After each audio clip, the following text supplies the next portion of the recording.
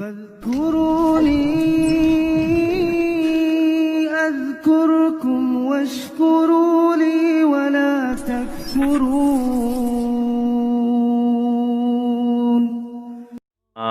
Secara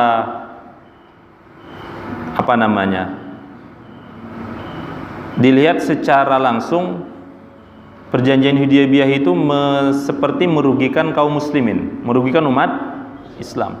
Tapi justru sebenarnya itu menguntungkan umat Islam. Bahkan kita ingat pada saat itu para sahabat tidak bisa terima dengan perjanjian Hudaybiyah itu. Bahkan Umar radhiyallahu anhu, perhatikan ini, bahkan Umar saja sampai-sampai mempertanyakan Rasulullah. Sampai-sampai seakan-akan apa, kalau bahasa hari ini apa ya? Melabrak lah kalau bahasanya, Pak. Melabrak itu kan biasa dengan kata-kata kasar, tapi enggak, ini artinya melabrak, mempertanyakan, ya Rasulullah, alasna ala haqqin, wahai Rasulullah, betul kan kita di atas kebenaran ini? Gitu loh. Saking Umar itu, saking nggak bisa terimanya dengan perjanjian Hudaybiyah itu, kok Rasulullah ngalah aja, terima, ya sudah tulis gitu kan. Masih ingat poin-poinnya apa saja kemarin? Apa? Poin-poin perjanjian Hudaybiyah?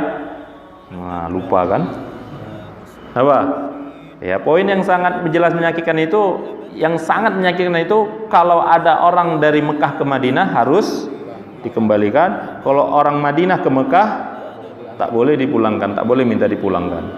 Itu yang sangat menyakitkan. Yang lebih menyakitkan lagi, Rasulullah mengalah ketika nama beliau dihapus. Artinya Rasulullah, jangan ada Rasulullah, buat saja Muhammad bin Abdullah. Itu yang paling lebih geram lagi. Tapi Rasulullah, ya sudah, tulis Ali.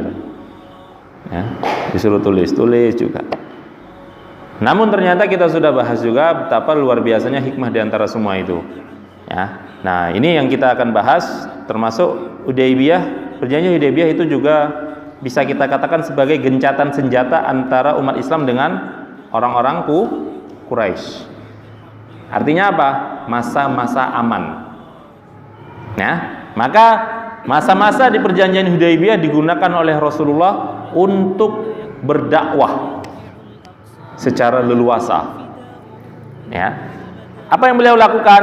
Beliau mengutus utusan kepada raja-raja di sekitar Jazirah Arab, ya, yang membawa surat dari Rasulullah mengajak kepada raja-raja yang ada agar masuk Islam. Ada banyak beberapa raja yang diutus. Para ahli sejarah berbeda pendapat. Ada yang mengatakan 8 raja, ada yang mengatakan 9, ada yang mengatakan 10. Ya. Artinya ada beberapa raja yang memang dikirimkan surat, diajak untuk masuk Islam. Ya, ketika masa perjanjian Hudaybiyah. Namun ketika perjanjian Hudaybiyah juga lah masuk tokoh-tokoh Islam yang nanti akan menjadi tokoh yang besar. Di antaranya Amr bin As. Kemudian Khalid bin Walid. Nah, itu masuknya ketika masa perjanjian Hudaybiyah. Yang lucunya Amr bin As, Khalid bin Walid ini kawan akrab. Tapi mereka masuk Islam nggak ngomong gitu. Memang kalau akrab, biasa kawan akrab tuh gimana? Kompak gitu kan? Ayo kita masuk Islam, ayo. Ternyata enggak. Artinya apa? Mereka diam-diaman masuk Islam. Mereka sama-sama masuk Islam, tapi enggak saling nggak tahu. Taunya di mana jumpanya? Di tengah perjalanan ketika menuju Madinah. Loh, kamu mau kemana? Loh, kamu mau kemana? Mau ke Madinah, mau masuk Islam. Ya sama. Nah, inilah dua sahabat karib, dua sahabat akrab, akhirnya masuk Islam, kembali menjadi akrab. Artinya apa? Tidak terpisahkan. Ya, makanya hari ini banyak orang-orang yang akrab ketika jahat, masa-masa jahiliyah akrab, begitu yang satu hijrah, yang satu tetap jahiliyah gitu, bermusuhan. Ya, ini jarang terjadi, kawan sekalian. Makanya kata Allah dalam Al-Quran, al-akhillau yawma idzin ba'duhum li ba'din aduun illal muttaqin. Persaudaraan, persahabatan, hubungan yang dibangun dulu di dunia nanti di akhirat akan menjadi permusuhan kecuali orang-orang bertakwa. Maka sangat beruntung Amr bin As dan Khalid bin Walid yang ketika masa jahiliyah mereka sudah akrab, kemana-mana berdua, ya. Ketika masuk Islam juga kompak berdua, meskipun pada awalnya sama-sama tidak tahu. Nah, jadi Khalid bin Walid dan Amr bin As masuk Islam ketika masa-masa perjanjian Hudaybiyah. Nah, kembali tadi saya katakan di masa perjanjian Hudaybiyah inilah karena terjadi gencatan senjata antara kaum Quraisy dan umat Islam, maka di situ Rasulullah memanfaatkan momentum ini untuk berdakwah dan tidak tanggung-tanggung. Yang didakwahi langsung para raja. Alhamdulillah, kemarin Ustadz Farid Ahmad Oqbah, ya, Ustadz kita bisa tembus langsung jumpa Pak Jokowi, ya, memberikan nasihat 5 poinnya itu kan, ya, mudah-mudahan dilaksanakan, mudah-mudahan, ya. Optimis boleh, tapi jangan juga terlalu, ya, doakan saja mudah-mudahan Allah berikan hidayah segala macam. Tapi yang jelas, ya, sudah ada usaha, dan beliau Ustadz Farid yang jelas sudah lepas hujah, sudah lepas tanggung jawabnya di hadapan Allah menasihati pemimpin. Dan ingat, itu termasuk afdolul jihad, ya, afdolul jihad kalimatu haqqin inda sultanin jair, termasuk jihad yang paling utama itu mengatakan kebenaran di depan penguasa yang zalim, ya.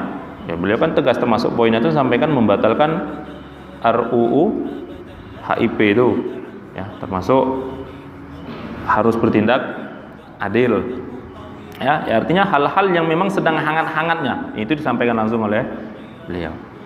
Nah, jadi Rasulullah mengirim utusan kepada raja-raja yang ada di sekitar Jazirah Arab untuk masuk Islam, artinya mengajak untuk masuk Islam, karena kan nggak mungkin beliau langsung datang.